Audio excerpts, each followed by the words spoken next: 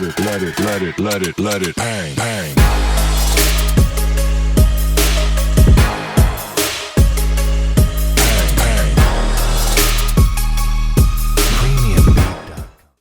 Alright guys, how y'all doing today? So back at it again with another review today. Putting some juice in my bottle. Today we're going to be doing a review on the flav22 by Alliance Tech. 22mm RDA, Philippine made, pretty good atomizer. These are some of these throwback RDAs that I've got, that we haven't heard a lot about lately or seen a lot about, but in light of a lot of the RDAs coming out now that's pretty much all the same, or there's not a lot of changing, some of these old ones still hold their weight and their value because they're still putting out the flavor, and everything that you need and want. And a lot of times you can pick these up for much cheaper than you can some of these new high-ends. The flav22 is considered one of your high-end RDAs. With that, you can sometimes find these for cheaper than what they were before, or close to the same cost as some of these new ones that aren't really doing much, or maybe resemble some of the same things. So with that, what we're going to do, we're going to do a breakdown on it. I'm going to do put a quick build into it, and from there we're going to bring it back up on top, talk about it, and give you my views and my thoughts about it. So I'll see you down below. Alright, so here we are with the breakdown of the flav22 by Alliance Tech. See if I can get that to focus a little bit better.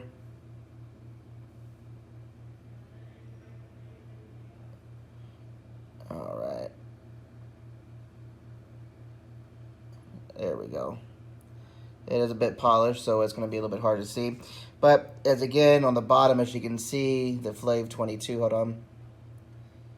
The flav22 by Alliance Tech. Alright, so inside I've got the squonk pin. Really simplistic deck. You got your airflow that comes on the side. It's like at an angle and it goes downward. So what it does is as you... hold on, let me get something to point with.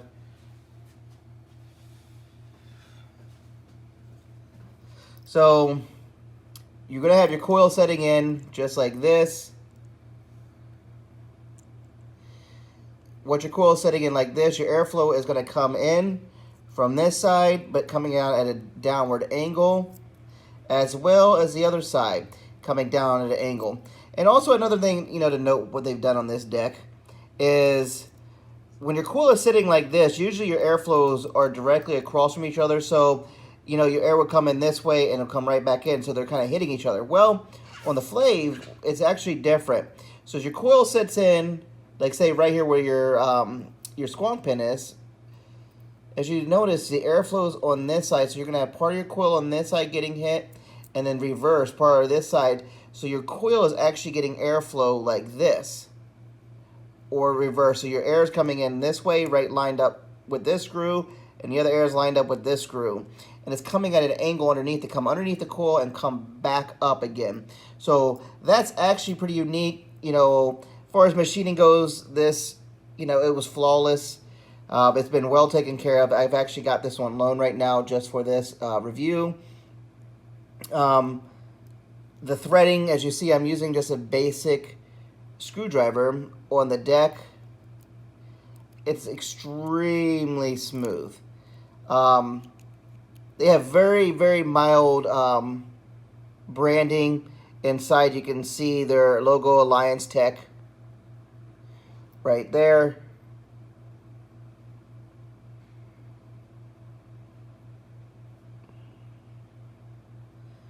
And inside also is your serial number, which is going to be located right there. Let's see if we can focus this. Number 483 by Alliance Tech. Okay, so there's your serial number that you've got along with their logo on the inside of the deck, which is really nicely done. The insulator is actually the whole bottom of the deck, which is pretty cool and unique, and it runs all the way up over here, separating the positive and negative.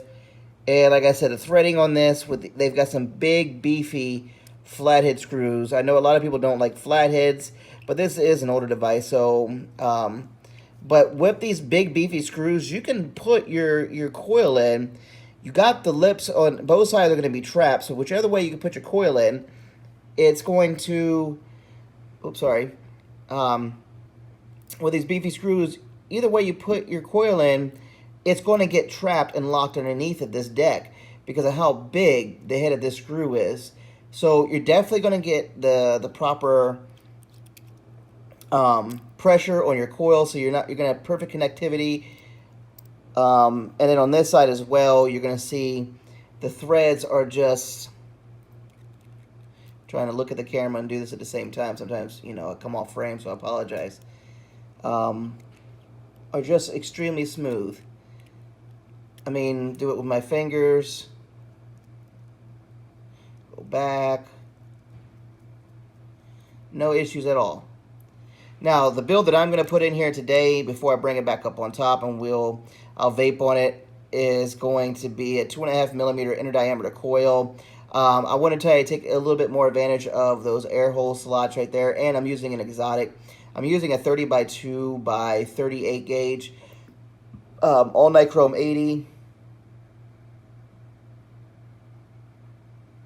Okay, so the other thing to note on the top cap, very well machined, no burrs and spurs, even though it's used. This thing has been well taken care of. Very well, you know, polished. There was no tooling marks inside that I can see. The edge is perfect.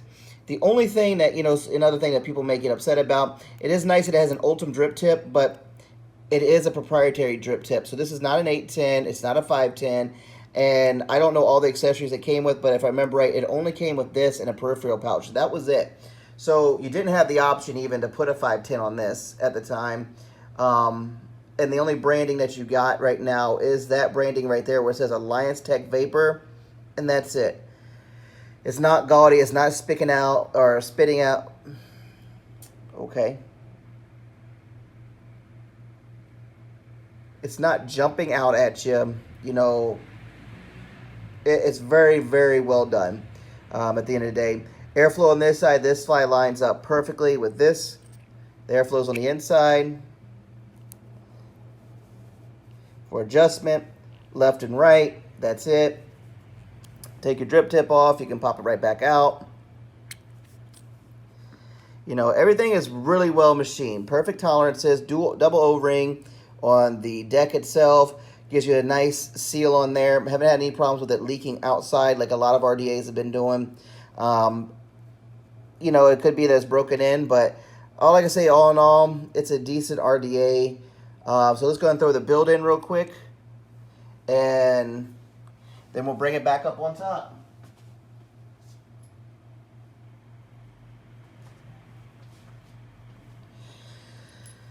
So like I said, the build I've got today, it's going to be a 30 by 2 by 38. So fused Clapton, very, very fine. It's going to ohm up pretty high, okay?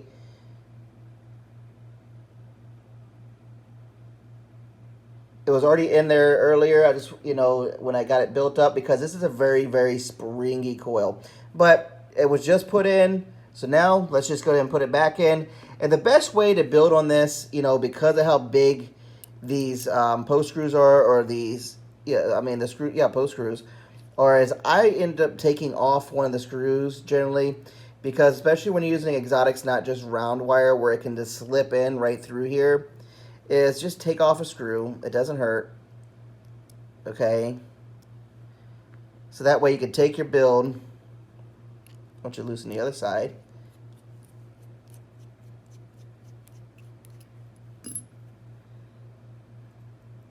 Just slip it in, set it down.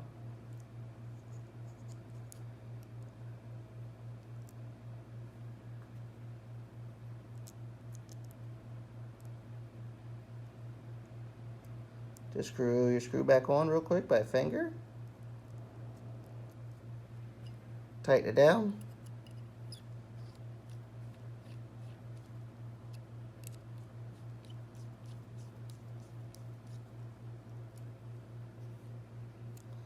Tighten both screws down. Take your jig, line it back up. There it is. The coil's in there. Now, as you can see right there, the airflow is coming on this half of the coil. Turn it around, and now you see it's on that half of the coil. And see, it's not looking like it's fully centered out. So all you do is take your jig, you push your coil over a little bit, and then you get it where it's half and half. It's really easy. Boom, I'm done. And now half of it's being hit there, half of it's being hit there. It's going to go up underneath. Just take my jig, push down a little bit just to make sure it's aligned right. Switch sides. Now with the cutout in here, what I generally like to do is I take it all the way up to my jig right here to where the step up is at. So where usually you can push your coil if you need to. When you need to push it, you can push it right here. But once I get it here and it stops right on that base, that's good. And then you can look on your side and you see, okay, well, I've got the same distance now. It's perfectly gone across. Take it out, and my coil is perfectly lined on both sides and very well done. So let's slap this on the mod. Let you see the readings of it. Today I'm going to be using the B&M Snitch version 1, 75C. So I'm going to go to menu. I'm going to let it relearn. 15 watts.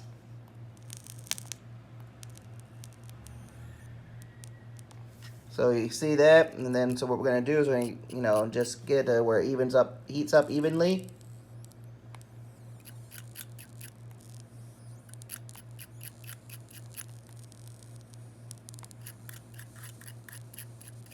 No hot legs, no hot spots.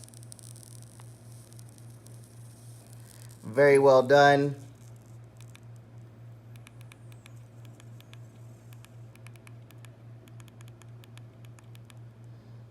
So there you have it. The ohms of the coil, 0.89.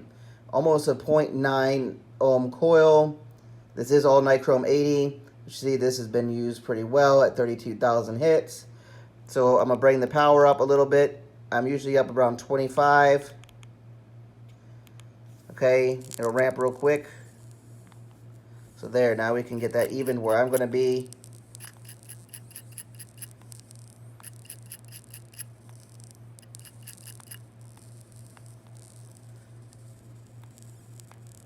Very well done. There we go.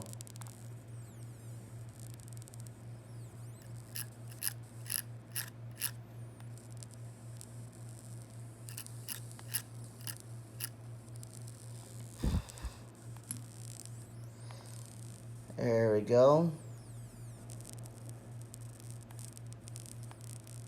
See that outside or the inside to out? And then you see it come back in the same way.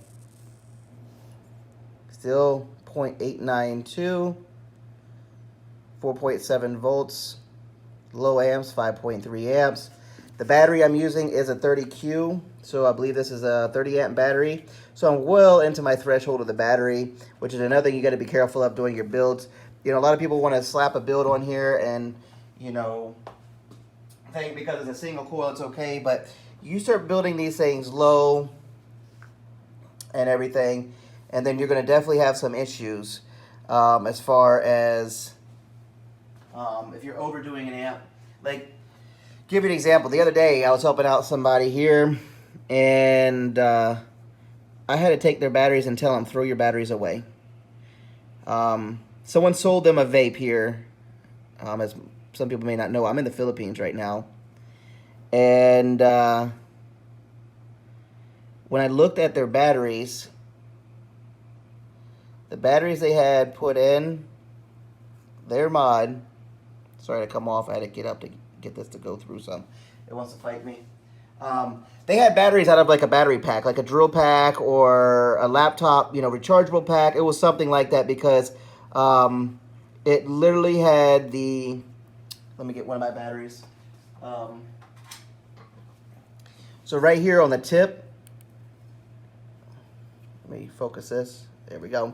Right here on the tip, it had 6 dots, down where it was soldered in by a machine, locked in, and then flip the battery upside down. Same thing here on the bottom. They had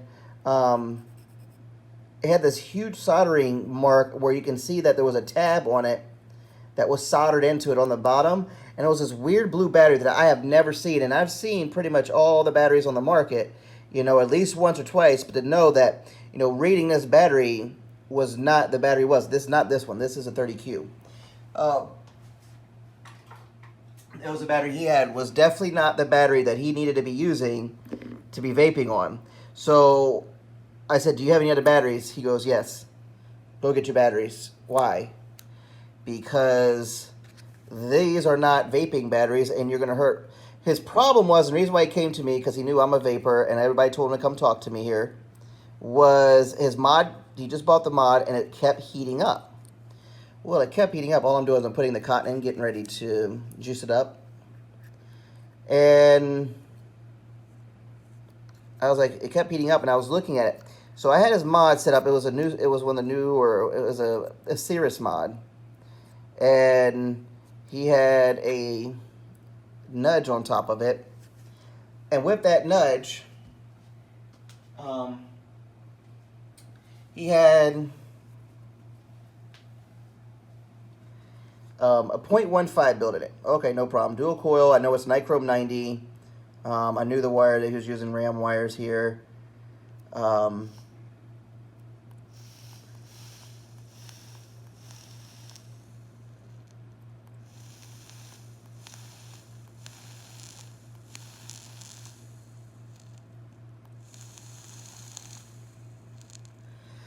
So yeah, he brought his batteries back out. The batteries he brought me were LG Chacos, or the LG HD2s. They call them Chacos here.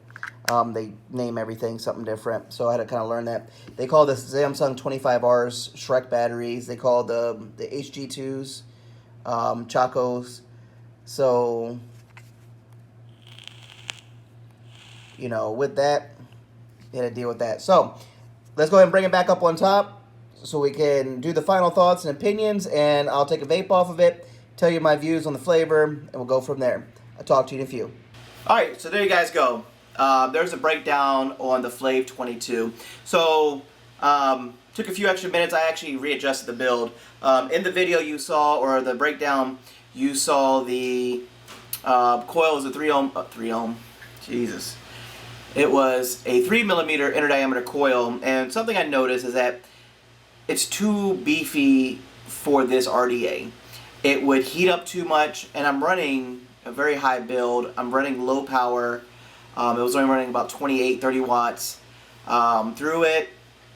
And with that, the top cap was getting extremely hot. The only thing that saved my lips was the Ultim drip tip that comes on this. And with that, I ended up dropping the coil down to a 2.5mm inner diameter coil. I swear, I can't speak English. But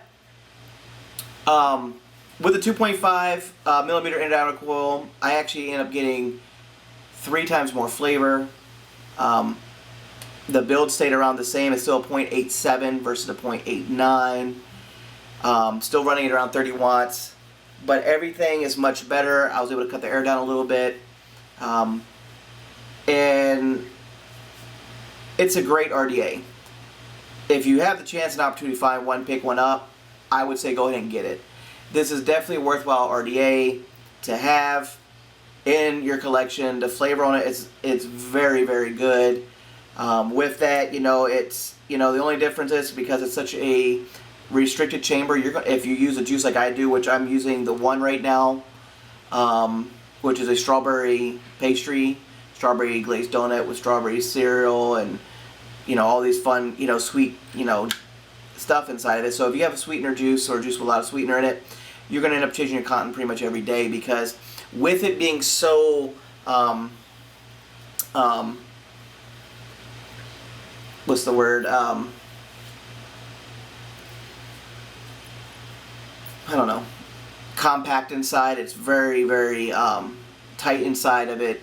That it's basically going to cook that juice, and that may be a flaw to some people because you don't want to wick every day. But the flavor I get off it, it's more enjoyable for me to change my cotton every day and have the vape I like, the flavor I want. It's right there on spot. I can taste everything inside the juice and not have an issue. You know, the cap's not getting hot at all now.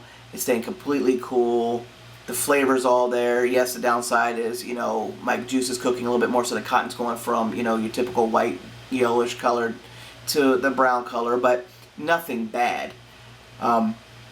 It was flawless, even though it's used. It still it didn't have any marks or anything on it. And overall, great RDA. Worthwhile if you can find one to pick one up. You know, so that's, you know, one of my throwbacks for this RDA, the flav22 by Alliance Tech. So don't forget to like, subscribe, and share the video.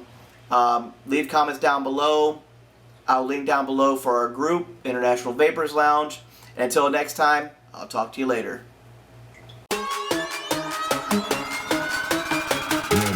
Let it.